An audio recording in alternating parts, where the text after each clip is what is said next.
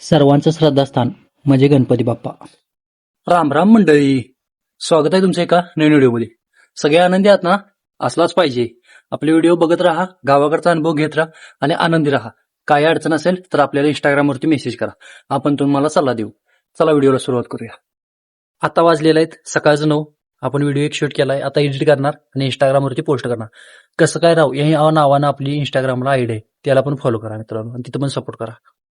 घरातल्यानी परत आपल्याला रानातलं एक काम लावलेलं, आपल्याला जाऊन खुरपी घेऊन यायची होती. आता खुरपी घेऊन घराला चाललोय. नुसतं हे झाले ते झाले ते नुसती काम करायची पै की पै. आता 10 वाजलेले आहेत. आपली पोस्ट करून झालेलं आहे इंस्टाग्रामवरती येऊन, बाकीची कामं झाली आहेत. आता युट्यूबवर व्हिडिओ एडिट करत बसली संध्याकाळी पोस्ट करायसाठी. निवांत आहे. 1-2 ऑर्डर आहेत. एक ऑर्डर आहे टी शर्ट करायची, दुसरे गायडन्सचा कॉल आहे ते करायचा. नमस्कार मंडळी, 5 वाजलेले आहेत. आपण चाललेलो आहे फिराय ग्राउंडवर. तुम्ही बघू शकता आपल्यासोबत आज ऋषीदादा आहेत. ऋषीदा म्हटलं तर आज येतो फिरायला, निवांत होतात. ऋषीदासने घेऊन आता ग्राउंडवर फिरायला चाललोय. कुठनं कुत्र आणले माहिती तुला? हे डॉगेश बाय बघू शकता, आपल्या गल्लीतला आहे. जिकडे जाईल तिकडे दिसतंय, या नुसतं फिरत असतंय बोंबलत. आता गेलं बघा घरला. भुका लागलेल्या म्हणून येताना खायला घरात शेंग घेऊन आलो. गावाकडे असलं की असं आपल्याला काही पण खायला घ्यायला येतंय, तसं शहरात येत नाही. तुमचं काय म्हणणं आहे सांगा कमेंट करून. ऊस तोड चालू आहे, बघू शकताय. सीझन चालू झालाय आपला. ऊस तोड चालू होती. आता ऋषी आणि मी येता येता ऊस खाय चालू आहे. बघ,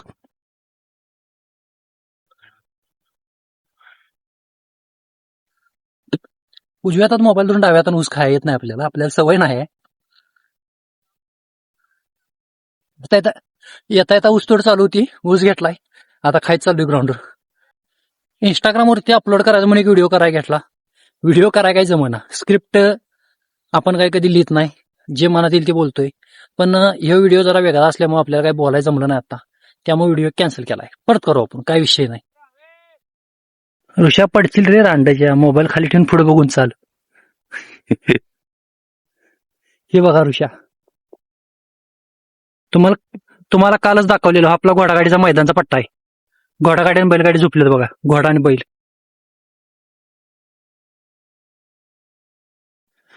हाच तो घोडागाडीचा बैलगाडीचा पट्टा, भागातला सगळ्यात टॉपचा पट्टा.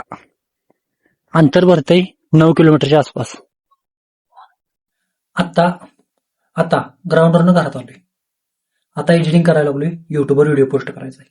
सकाळी उठलोय 6 वाजता, एडिटिंग करून पोस्ट करून 9 वाजता करणार पोस्ट युट्यूबला, आणि इंस्टाग्रामचे व्हिडिओ एडिट करून पोस्ट करणार. उद्याचा व्हिडिओ आज रात्री एडिट करणार. परत माझं रात्रीचे आता मी तुम्हाला मानसिक मार्गदर्शन करतो, माइंडसेट क्लिअर गायडन्स करतो, त्याचा अभ्यास करणार. रात्री मला झोप आहे 12 ते 1 वाजता. सकाळी उठतोय कितीला? 6 वाजता. 5 ते 6 तास झोप आपल्यासारख्या पोरासनी बास आहे. मग मित्रा, तुला एवढा कसला आळस आलाय? तू कशाला एवढा अडकून पडलायस? कोण म्हणतंय तुला माणसाला झोप जास्त महत्वाची आहे? आज स्वप्न महत्वाचे आहेत, पळणं महत्वाचं आहे. आज पाहिलास तर उद्या चालशील. काय म्हणतोय हे शब्द तुला आता करणार नाही, म्हणून थकू नकोस. काय होत नाही, शरीर साथ देतंय. मला विचार, मी सांगतो तुला. आणि असेच व्हिडिओ बघण्यासाठी आपल्या कसकायरो पेजला, इंस्टाग्राम अकाउंटला फॉलो कर. तुला तिथं माइंडसेट क्लिअर गायडन्स आणि मोटिवेशनच भेटणार. कर फॉलो. एडिटिंग करून आणि सर्व काम आवरल्यावर 7:30 वाजता मी आणि ऋषा वडगावला चाललो. वडगावला जायचं कारण काय होतं माहिती काय? आज होती संकष्टी आणि वडगावात जाऊन गणपती बाप्पाचं दर्शन आपण प्रत्येक संकष्टीला घेतो. त्यामुळे वडगावात जायचं म्हटलं, गणपती बाप्पाचं दर्शन घ्यायचं. गणपती बाप्पाचं दर्शन घ्यायला वडगावातला प्रत्येक जण आला होता, कारण संकष्टीला वडगावच्या मंदिरामध्ये गर्दी असते. आम्ही पण बाप्पाचं दर्शन घेतलं. एक बारका व्हिडिओ घेतला जो आपल्याला पाहिजे होता तो. नंतर मंदिराच्या बाहेर तिथं सुरुवातीला प्रसाद मिळतो, तिथं प्रसाद घेतला आणि ओम्याला फोन केला कुठायच म्हणून. ओम्या म्हटलं घरात आहे, आणि ओम्याकडे मेन ऋषा जायला निघालो. ओम्याकडे गेलतो, ओम्याचा व्हिडिओ घ्यायचा म्हटला, पण ओम्या काय व्हिडिओमध्ये येईना. काहीतरी स्कीमा करून ओम्याला व्हिडिओमध्ये प्रत्येक वेळी घ्यायला लागते, आणि प्रत्येक वेळी यांनी अशी बॉम्ब करतेले आहेत, व्हिडिओमध्येच येत नाहीत, लाजत्यात. मग म्हटलं राहू दे, नाही आलं. ओम्याला काय व्हिडिओमध्ये आलाच नाही शेवटी. मित्रांनो, आपण 2 दिवसापूर्वी इंस्टाग्रामवरती एक व्हिडिओ टाकलेला. ह्या गोष्टीला आपण चालता बोलता किंवा चालता फिरता मृत्यू म्हणलेलो.